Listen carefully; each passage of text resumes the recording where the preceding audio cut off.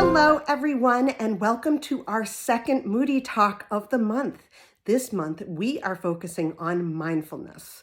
Now, mindfulness in DBT is different from mindfulness, like the overall generalization of mindfulness that we have an idea of, right? Like getting Zen, like getting into being purposeful completely in the moment, which is part of DBT mindfulness, but we go a little deeper. We go into more about emotions, mindfulness in our current emotion that we're feeling, in a situation that may be difficult, that we need to step back and take ourselves out of a particular state of mind and bring it more into center, right? So, wise mind is what we'll be talking about today, and that's what we're talking about is walking the middle path and learning how to get into that middle path. Okay, so let me grab some info here. Okay, so wise mind, states of mind. So we have reasonable mind. Now, reasonable mind is that you're cool, rational, and task focused.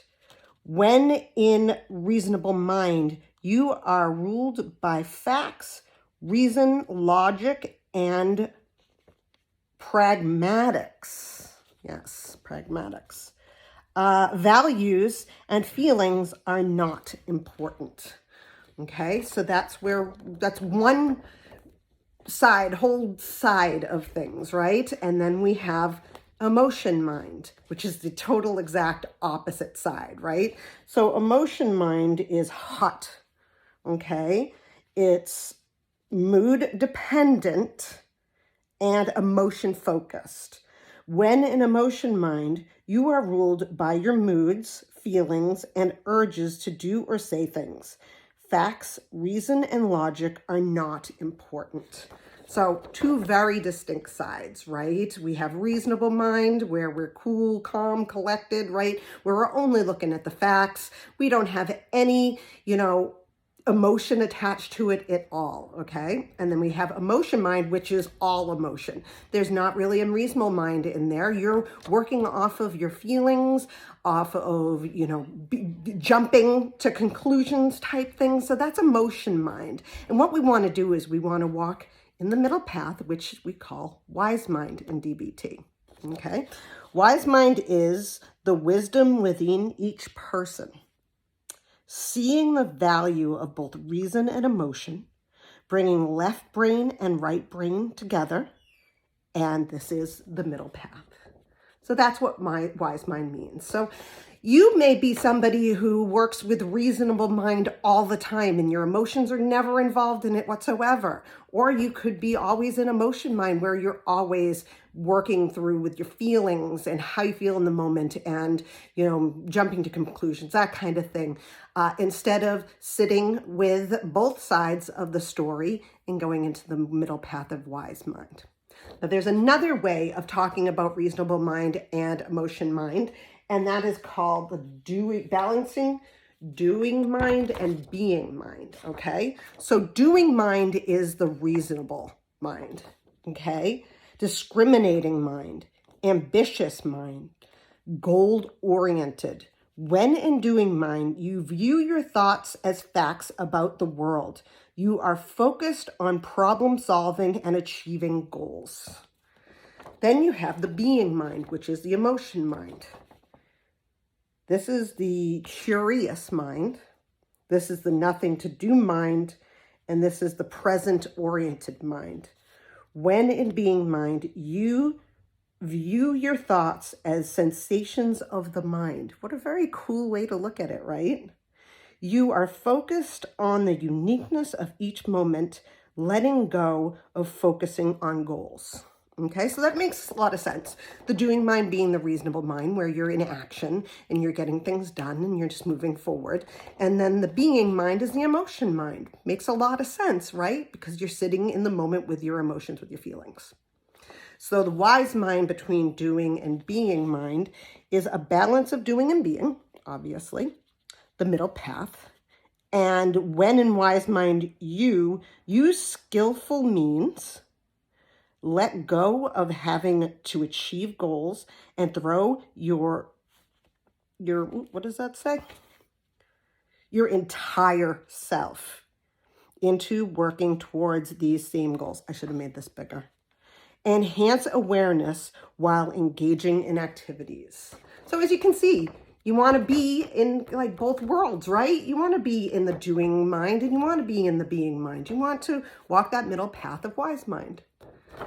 So how do we do that? How do we get ourselves into wise mind, especially if we're in a moment where it's like, chaotic, a situation that's uncomfortable, that kind of thing? How do we move from one to the other to the middle, right? How do we go from maybe being completely in reason mind where you're just, focused on getting done what needs to get done and, like not thinking about how you're feeling in the moment or how other people are feeling in the moment, just getting the situation resolved, satisfied in some way. And then emotion mind being that you are in your feelings. There is nothing else going on but how you feel in this moment, how your body feels, the sensations of your body, because you're reacting to the emotion, right? So wise mind is just, it's that way of getting us into the center of things and working with both parts of our brain, right? So my kitty is playing with my next worksheet. So we've got to move forward before she pushes those away. Okay, so there's ideas for practicing wise mind. Okay, so type of things that I do when I practice wise mind is I do like box breathing. It's one of my things that I use for distress tolerance and emotion regulation, but I've learned that through mindfulness. So my box breathing gives me that chance to move into the middle path, the wise mind, by just breathing. Like for one of these, I know with one of these, breathing wise in and mind out. So breathing in, say to yourself, wise. Breathing out, say mind. Okay, focus your entire attention on the word wise. Then focus it again entirely on the word mind. Continue until you sense that you have settled into wise mind. So it's basically telling you, like you're by breathing, by taking yourself out of that situation and doing your breathing, however you like to breathe. I know there are so many different ways that people use like breathing techniques to get them into a settled state. And like I said, mine's box breathing. So box breathing is I breathe in for 4 seconds. Then I hold it for 4 seconds, and I breathe out for 4 seconds, and then hold it for 4 seconds. So this really tempers my breathing, gets me into a full breath and not just breathing. Because I'm going to be completely and utterly honest, and this won't be a surprise to people who know me. I'm emotion mind. I go straight to emotion mind, and that's where I'll stay unless I definitely choose to get into wise mind so that I can react appropriately to an emotion, to a situation, and not just going straight into emotion. What else do we say for practicing wise mind? Let's see. There's the stone flake on the lake. This is a good one. Imagine that you are by a clear blue lake on a beautiful sunny day. Then imagine that you are a small flake of stone, flat and light, like a skipping stone, right? Imagine that you have been tossed out onto the lake and are gently, slowly floating through the calm, clear water to the lake's smooth, sandy bottom. So this is just one way of really like getting into mindfulness, kind of like a meditation, right? Notice what you see, what you feel as you float down. Perhaps it's in slow circles, right? Floating toward the bottom. So you're going down, down, down, right? Notice the serenity of the lake. Become aware of the calmness and quiet deep within. As you reach the center of yourself, settle your attention there. And that's how you'll get yourself into the wise mind aspect of the situation. So you're probably asking, a lot of these, like, there's some, like, this is a good one too, like asking wise mind a question. Breathing in, silently ask wise mind a question. Breathing out, listen for the answer. Listen, but do not give yourself the answer. Do not tell yourself the answer. Listen for it. Continue asking on each in-breath for some time. If no answer comes, try again another time. Like, this isn't going to help you in the moment, right? It's not going to be a in-the-moment situation type getting into wise mind. This is something that you can practice on times where you're on your own. Maybe you're thinking back to a situation that happened and how you responded to it and how you feel you might have responded to it in wise mind.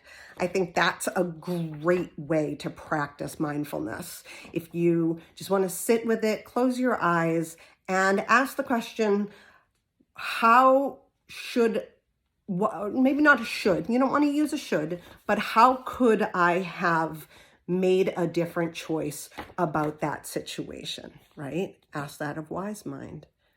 And breathe in and ask, breathe out, wait for the answer. And yeah, the answer may not come, or it very well may come to you, because I think a lot of this is like a subconscious type thing too. I think when we look back on situations that we've been in, we start to make those connections. What could I have done better that would have helped that situation? And little do you know, you're actually working in wise mind when you're asking those questions. Let's see. Asking if this is wise mind is another great way of doing that. And expanding your awareness. Breathing in, focus your awareness on your center. Breathing out, stay aware of your center, but expand awareness to the space you are in now. Continue on in the moment. So what is that telling us? We are starting with maybe with a small part in our chest. And as we're breathing, we're expanding that part of our chest, that small section of our chest is expanding out and maybe now enveloping our head. Or even, if you hold your jaw really tight, it's expanding to that and letting your jaw loosen. Because my jaw, I hold all of it in my jaw. So letting that happen as it's growing. It's letting your shoulders relax more, letting your eyes relax more. So maybe there's not so much tension, under your eyes. I think that's another really great way. And there are so many different ways to practice mindfulness in DBT. These are just highlights. You can find so many different exercises. Like I said, I myself really enjoy the breathing exercise. It really brings me back into focus of where I want to be in the moment. And again, you can build these tools in your toolbox to have later on that you can pretty much just slip into because you're used to them. And I think with mindfulness, that's one of the most important parts for us to remember, is that by building this mindfulness toolbox, we're going to be able to move forward in DBT with the stress tolerance, interpersonal communication, emotion regulation. We're going to have tools to move into those to create even more tools that we can use in our box. It's so important. It's really pretty much the stepping stone to get us really into the work that DBT wants us to get into and can help us with. So I hope that helped. And you can find this workbook that I have from Marsha Linehan, who created DBT. It's on Amazon, and I can put a link in for you guys to find that, because it's only about $25 and it's huge and it has all the worksheets, all these great ideas that you can use, more than I could ever get into here. So I'll leave that in the comments, and I hope you guys have a great rest of the day. We will see you again next week. Bye.